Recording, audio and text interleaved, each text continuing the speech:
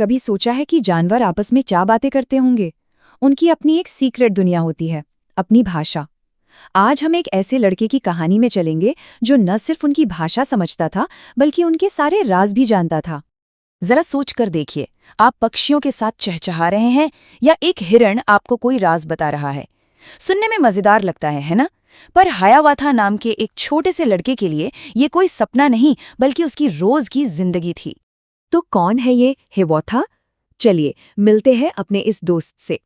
हेवोथा एक young native American लड़का था जो अपनी दादी नोकोमिस के साथ जंगल के बीचों बीच एक विगवैम में रहता था। उसकी दादी नोकोमिस ने ही उसे दुनिया की सारी खूबसूरत चीजों से मिलवाया। आसमान के तारे, बड़े बड़े पेड़, छोटे छोटे कीड़े मकोड़े और जंगल के सारे जानवर सब उसके दोस्त बन गए। और यहीं से प्रकृति को समझने की उसकी जो खासियत थी ना, उसकी शुरुआत हुई। तो हायावाथा का ये जो स्पेशल कनेक्शन था ना नेचर के साथ, उसकी शुरुआत हुई आसमान में उड़ने वाले दोस्तों से। चलिए देखते हैं कि कैसे उसने पक्षियों की भाषा सीखी, जिन्हें वो पता है क्या बुलाता था? अपने चूजे। पोएम में लिखा है, तब छोटे हायावाथा ने हर पक्षी की भाषा सीखी, उनके नाम और उनके सारे राज जाने। मतलब सोचिए कितना कमाल का रहा होगा वो सब जानना। मतलब ये सिर्फ ची ची सुनना नहीं था, वो असल में उनकी बातें समझता था, उनके सीक्रेट्स जानता था कि वो कब खुश हैं, कब डरे हुए हैं, सब कुछ। पोएम में आगे बताया गया है कि उसे क्या क्या पता चला। वे गर्मियों में अपने घोंसले कैसे बनाते थे, सर्दियों में वे खुद को कहाँ छिपाते थे, और जब भी वो उनसे मिलता था, बातें करता था और उन्हें प्यार से कहता था, हेयावाथा इज चिकन्स, यानी हेयावाथा के चूजे। इससे पता चलता है कि वो सिर्फ उनकी भाषा नहीं समझता था, वो सच में उसके दोस्त थे।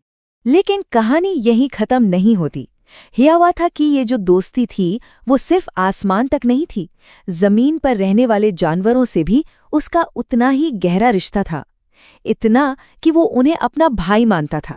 पोएम की लाइंस देखिए, सभी जानवरों की उसने भाषा सीखी, उनके नाम और उनके सारे राज जाने। ऊदबिलाव अपने घर कैसे बनाते थे, तो जैसे उसने पक्षियों से सब कुछ सीखा था, अब वो जमीन पर रहने वाले जानवरों के भी सारे सीक्रेट्स जान रहा था। उसे ये भी पता चला कि गिलहरियां अपने खाने के लिए एकॉन्स क्यों छुपाती हैं, और ये भी कि खरगोश इतने डरपोक क्यों होते हैं। और हाँ, खरगोश इतना डरपोक क्यों था, वो उनसे भी बातें करता था जब भी मिलता था। और उन्हें क्या कहता था? हियावाथा के भाई। भाई कहना ये दिखाता है कि वो सिर्फ जानवर नहीं थे उसके लिए, वो उसका परिवार थे। अच्छा, इस कहानी को और अच्छे से समझने के लिए पोएम में कुछ खास इंग्लिश वर्ड्स यूज हुए हैं। चलो देखते हैं कि उनका मतलब क्या है। पहला वर्ड है विगवैम। विगवैम एक तरह की झोपड़ी होती है, डोम शेप की, गुंबद जैसी।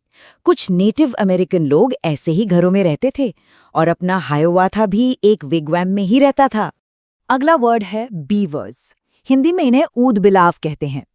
ये बड़े मजेदार जानवर होते हैं जो नदियों और तालाबों के पास लकड़ी और मिट्टी से अपना घर बनाते हैं, और इनके घर को लॉजेस कहते हैं। और एक और वर्ड है टिमिड। टिमिड का मतलब होता है जो बहुत शर्मीला हो या जल्दी डर जाता हो। याद है, पोएम में खरगोश के बारे में कहा गया था कि वो बहुत टिमिड था। तो अब कहानी भी समझ ली, कुछ नए वर्ड्स भी सीख लिए, तो अब कुछ मजेदार पहेलियां हो जाए। चलो देखते हैं कितना समझ आया। इंग्लिश में ना कुछ वर्ड्स सुनने में बिल्कुल एक जैसे लगते हैं, पर उनका मतलब एकदम अलग होता है। जैसे ये सेंटेंस देखिए, the squirrel has a long खाली जगह। अब यहाँ खाली जगह में टेल आएगा, TAIL, या टेल, TALE। सोच लिया? सही जवाब है टेल, TAIL, क्योंकि टेल TALE का मतलब तो होता है कहानी, और गिलहरी के पास कहानी नहीं, पूंछ होती है, जिसे टेल कहते हैं। चलो एक और ट्राई करते हैं। सेंटेंस है, दिस सम इज डैश। अब बताइए राइट आएगा या राइट?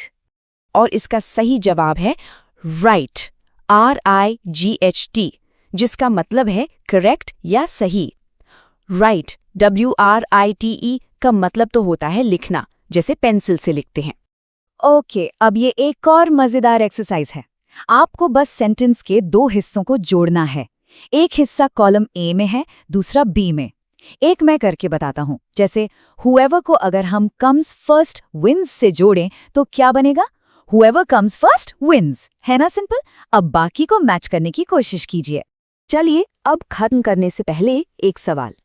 अगर आपको हायावाथा की तरह किसी एक जानवर का कोई एक सीक्रेट जानने का मौका मिले तो आप किस जानवर को चुनेंगे और क्या जानना चाहेंगे? सोचिएगा जरूर।